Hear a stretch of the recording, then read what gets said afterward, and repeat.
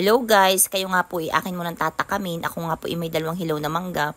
Talagang kalutungan pa po. Pag sa tagal ko na nga pong gustong kumain ng mangga at andito nga po ako sa mailalim ng puno. At para ka ako naman po, probinsyang inyong nakikita.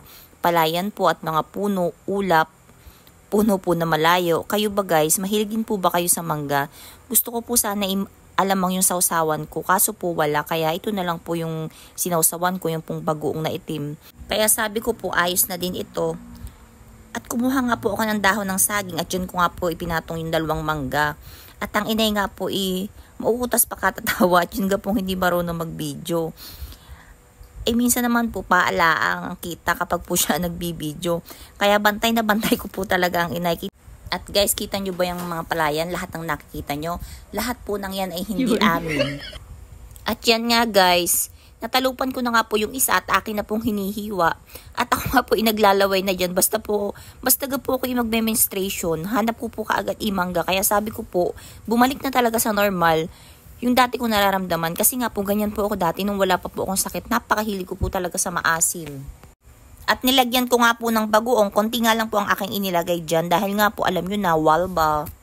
At tinakluban ko nga po kaagad dahil baka po ako masagi ko pa at matapon. Ay sayang naman po kung matatapon laang. At ayan na nga po, my God, kakain na nga po ng mangga with may bagoong. Diyos ko Lord, sobrang sarap guys. Grabe guys, sobrang lutong, ang sarap po. At guys, bumili na kayo, napakasarap talaga. At guys, ito po ibawal sa akin, kaya hindi ko po ito inubos sa camera, haha, joke lang po. Hindi ko po talaga ito inubos, isa lang po ang kinain ko, kasi nga po bawal ito sa akin. Mataas po kasi ito sa potassium, bawal po sa kagaya kong dialysis patient. Baka po kasi ako'y atakihin, ayoko pa pong maagang mawala.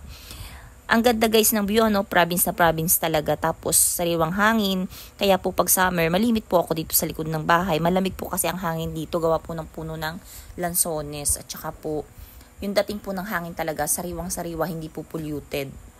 At yun lang guys, kumain na din kayo ng mangga, talaga napakasarap po. Thank you po sa inyong panonood. Thank you po.